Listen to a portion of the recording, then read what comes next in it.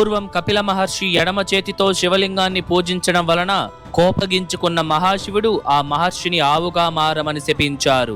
ఆవు రూపంలో కపిల మహర్షి ప్రతిరోజు ఈ ప్రదేశంలోని శివలింగంపై పాలాభిషేకం చేయగా అది చూసిన ఆవుల కాపరి ఆ ఆవును రాతితో కొట్టాడు. దాంతో భయపడిన ఆవు శివలింగాన్ని తొక్కేయడంతో ఆ లింగం నుండి రక్తం కారడం మొదలయ్యింది. ఈ ఆలయంలో పరమేశ్వరుడి అరుదైన రూపాలైన సరభేశ్వర స్వామివారు, వీణ దక్షిణామూర్తి, జురహరేశ్వర స్వామి, ఏనుగుపై ఉన్న ఇంద్రుడి లాంటి అనేక అరుదైన శిల్పాలు ఈ ఆలయంలో చూడవచ్చు. ఈ ఆలయాన్ని 956 నుండి 973 కాలంలో పరాంతక చోళ నిర్మించారు.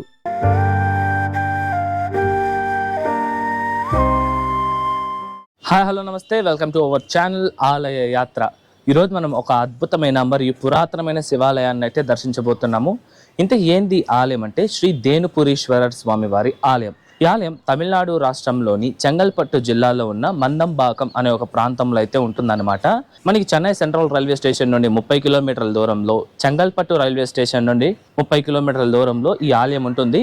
అలాగే చెన్నైలోని తాంబరం బస్ స్టాండ్ నుండి ఈ ఆలయానికి కేవలం 7 కిలోమీటర్లు మాత్రమే. అక్కడ నుండి మీకు రెగ్యులర్ గా బస్సెస్ ఈ ఆలయానికి కూడా వస్తూ ఉంటాయి. ఓకేనా? ఈ ఆలయం తాలూకా లొకేషన్ కూడా నేను మీకు డిస్క్రిప్షన్ లో ఇచ్చుంటాను, చెక్ చేయండి. వీడియోని లైక్ చేసి స్టార్ట్ చేయండి. మన ఛానల్ ఎవరైనా సబ్స్క్రైబ్ చేసుకోకుండా ఉంటే సబ్స్క్రైబ్ చేసుకోండి. రండి ఇప్పుడు మనం ఆలయం వద్దకైతే వెళ్దాం.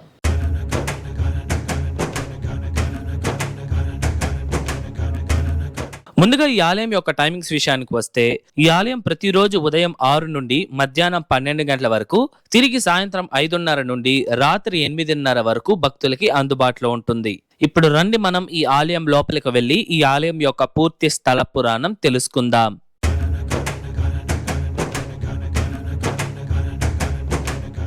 పూర్వం సాగర అనే చక్రవర్తి ఒక గొప్ప అశ్వమేధ యాగం చేసి తన గుర్రాన్ని ఒంటరిగా ప్రపంచాన్ని చుట్టడానికి పంపాడు. యజ్ఞం యొక్క సాంప్రదాయాలు మరియు నియమాల ప్రకారం అలా ప్రపంచాన్ని చుట్టడానికి పంపిన ఆ గుర్రాన్ని ఎవ్వరూ బంధించకూడదు మరియు అది విజయవంతంగా ప్రారంభించిన స్థానానికే తిరిగి రావాలి. ఇదే సమయంలో సాగర చక్రవర్తిపై అసూయతో ఉన్న దేవతల రాజు ఇంద్రుడు ఆ గుర్రాన్ని పట్టుకొని తపస్సు చేస్తున్న కపిలముని వద్ద దానిని కట్టివేశారు. అప్పుడే సాగర చక్రవర్తి కుమారుడు ఆ గుర్రాన్ని చూసి కపిల మహర్షి దీనిని బంధించాడని ఆగ్రహంతో ఆయన వద్దకు వెళ్లి ఆయన తపస్సు చేసుకుంటున్నా సరే ఆయనను విపరీతంగా హింసించడం ప్రారంభించారు. ఇక కపిల మహర్షి తట్టుకోలేక ఆ రాజు కుమారుడితో, నీతో సహా నీ తర్వాతి తరాలంతా ఏదో ఒక ఇబ్బందులను ఎదుర్కొంటారు అని శపించారు. ఆ శాపం సాగర మహర్షికి వాళ్ళ వచ్చే తరాలకు ఎన్నో ఆటంకాలను తెస్తుంది. అలా కొన్ని తరాలు తర్వాత ఆ వంశంలో భగీరథుడు జన్మించారు.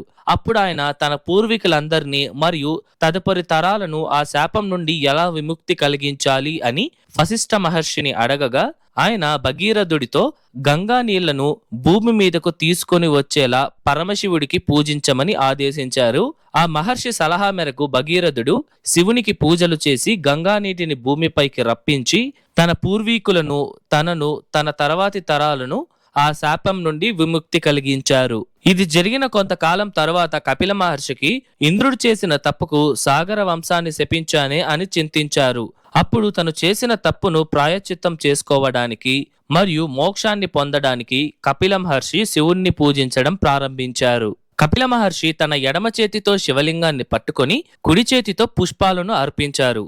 అప్పుడు మహాశివుడు ఆ మహర్షి ముందు ప్రత్యక్షమై, నువ్వు ఎందుకు పూజలను వింతగా అనుసరిస్తున్నావు అని అడగగా దానికి కపిల మహర్షి ఈ పవిత్రమైన శివలింగాన్ని అపవిత్రమైన భూమిపై ఉంచడం తనకు ఇష్టం లేదని, ఇందుచేతే చేతిలో పట్టుకొని పూజలను చేస్తున్నాను అని సమాధానమిచ్చారు. దానికి పరమేశ్వరుడు, నేను భూమిపైనే చాలా చోట్ల ఉన్నానని మరియు తనకు ఇష్టమైనదని, ఇష్టం కానిదని ఎటువంటి భేదాలు లేవు, నువ్వు చేసిన పద్ధతి సరైనది కాదు అని చెప్పి ఈ తప్పుకు పరిష్కారంగా నువ్వు ఆవుగా జన్మించి స్వయంభూ శివలింగాన్ని పూజించిన తరువాత నేను నీకు దర్శనమిస్తాను, అప్పుడే నీకు మోక్షం కలుగుతుంది అని శపించి స్వామివారు అదృశ్యమయ్యారు. ఇలా పరమేశ్వరుడి శాపం మరియు ఆదేశం మేరకు కపిల మహర్షి ఆవుగా జన్మించారు.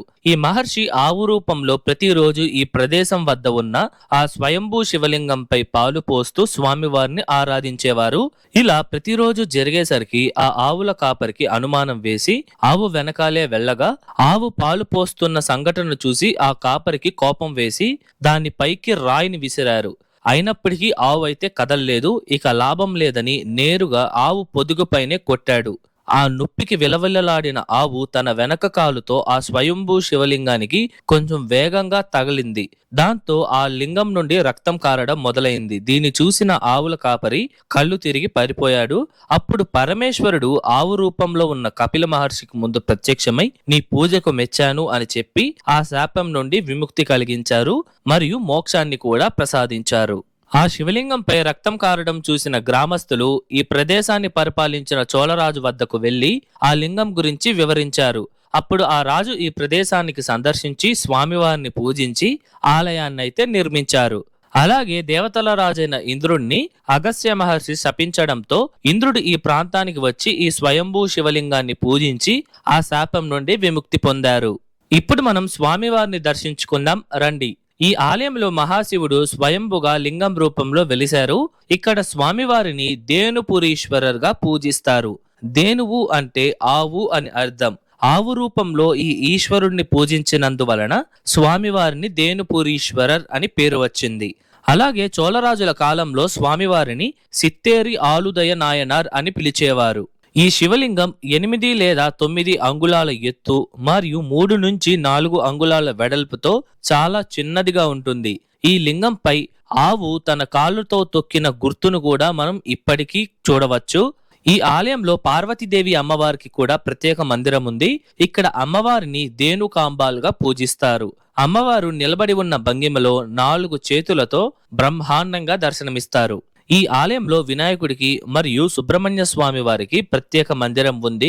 ఇక్కడ సుబ్రహ్మణ్య స్వామి వారు వల్లీ దేవయాని అమ్మవార్ల సమేతంగా దర్శనమిస్తారు. ఈ సుబ్రహ్మణ్య స్వామి వారిని అరుణగిరినాథర్ వారు కీర్తించి తన తిరుప్పుగల్లో లిఖించారు. ఇదేనండి ఈ ఆలయ తీర్థం. దీనినే కపిల తీర్థం అని పిలుస్తారు. ఈ తీర్థం చాలా పెద్దదిగా చాలా చాలా అందంగా ఉంటుంది. ఈ తీర్థం కూడా ఆలయానికి ఆనుకొనే ఉంటుందన్నమాట. మీరు కూడా చూడవచ్చు.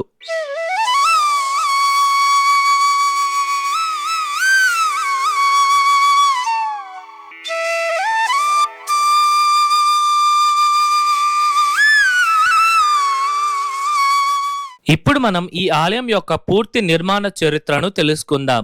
ఈ బ్రహ్మాండమైన ఆలయాన్ని 956 నుండి 973 సంవత్సరాల కాలంలో చోళరాజైన పరాంతక చోళ నిర్మించారు. ఈ ఆలయం మొదట్లో ఎటువంటి గోపురం ఉండదండి. కేవలం ఈ మొట్ట గోపురం మాత్రమే ఉంటుంది. ఇది దాటి మనం లోపలికి రాగానే ధ్వజస్తంభం, బలిపీఠం మరియు అద్భుతమైన నంది మండపాన్ని, అందులో అద్భుతమైన నందీశ్వరుణ్ణి మనం దర్శించుకోవచ్చు. ఇక్కడ ఉన్న ముఖమండపం 18 స్తంభాలతో అనేక అద్భుతమైన శిల్పాలను కలిగి ఉంటుంది. ఈ ఆలయంలో మొత్తంగా 140 శిల్పాలు ఉన్నాయి. అందులో చాలా అరుదైన శిల్పాలు కూడా ఉన్నాయండి. ఇందులో అతి ప్రాముఖ్యమైనది వచ్చి పరమేశ్వరుడి సరభేశ్వర రూపం. అసలు పరమేశ్వరుడు సరభ అనే రూపాన్ని ఎందుకు ఎత్తారు అంటే, పూర్వం హిరణ్యకశిపుణ్ణి సంహరించిన నరసింహస్వామి తన ఆగ్రహాన్ని అణుచుకోలేకపోయారు. ఇందుచేత దేవతలు కూడా స్వామివారు ముందుకు రావడానికి భయపడేవారు. అప్పుడు దేవతలందరూ మహాశివుని వద్దకు వెళ్లి మీరే ఎలాగైనా రక్షించాలి అని వేడుకోగా, మహాశివుడు సింహం ముఖం మరియు సింహం కాళ్లను ధరించి మానవ శరీర భాగంతో పక్షుల యొక్క రెక్కలను ధరించి ఒక విచిత్రమైన రూపాన్ని దాల్చారు. ఈ శరభ రూపంలో మహాశివుడు నరసింహస్వామి వారితో యుద్ధం చేసి ఆ యుద్ధంలో నరసింహస్వామి వారిని ఓడించి ఆగ్రహంతో ఉన్న నరసింహస్వామి వారిని శాంతింపజేశారు. ఈ సంఘటన మీరు ఈ శిల్పం రూపంలో చూడవచ్చండి. ఇక్కడ పరమేశ్వరుడు సరభేశ్వరర్గా, కింద నరసింహస్వామి వారు కూడా మనకి దర్శనమిస్తారు. సాధారణంగా దక్షిణామూర్తి స్వామి వారు కాలు మీద కాలు వేసుకొని దీవిస్తున్నట్లుగా భక్తులకి దర్శనమిస్తారు. కానీ ఇక్కడ ఉన్న స్వామివారు చేతిలో వీణను ధరించి వీణ దక్షిణామూర్తిగా భక్తులకి దర్శనమిస్తున్నారండి.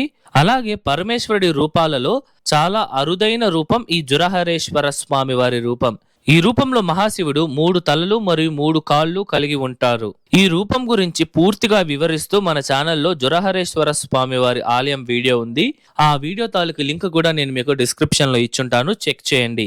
అలాగే ఈ ముఖమండపంలోని స్తంభాలపై దేవతల రాజైన ఇంద్రుడు 8 చేతులతో తన వాహనమైన ఐరావతం అనే ఏనుగుపై కూర్చొని దర్శనమిస్తారు. ఇదే కాదండి, ఈ ఆలయంలో ఇలాంటివి చాలా శిల్పాలున్నాయి. మనం ఈ ముఖమండపం దాటంగానే అర్ధమండపం మరియు స్వామివారి గర్భాలయం వస్తుంది. ఈ ఆలయాన్ని 15వ శతాబ్దం నుండి 16వ శతాబ్దం కాలంలో విజయనగర రాజులు పునర్నిర్మించి ఎంతగానో అభివృద్ధి చేశారు. ఈ ఆలయంలో 3వ కులోత్తుంగ చోళ, 3వ రాజరాజ చోళ శాసనాలతో పాటు విజయనగర రాజైన మల్లికార్జున మరియు సదాశివరాయల వారి శాసనాలు కూడా ఉన్నాయి. ఈ బ్రహ్మాండమైన ఆలయం ప్రస్తుతం ఏఎస్ఐ డిపార్ట్మెంట్ వాళ్ళ ఆధ్వర్యంలో చాలా అద్భుతంగా మెయింటైన్ చేయబడుతోంది. ఈ ఆలయంలో శివరాత్రి, మాస శివరాత్రి మరియు ప్రదోష కాలంలో పూజలను ఘనంగా నిర్వహిస్తారు.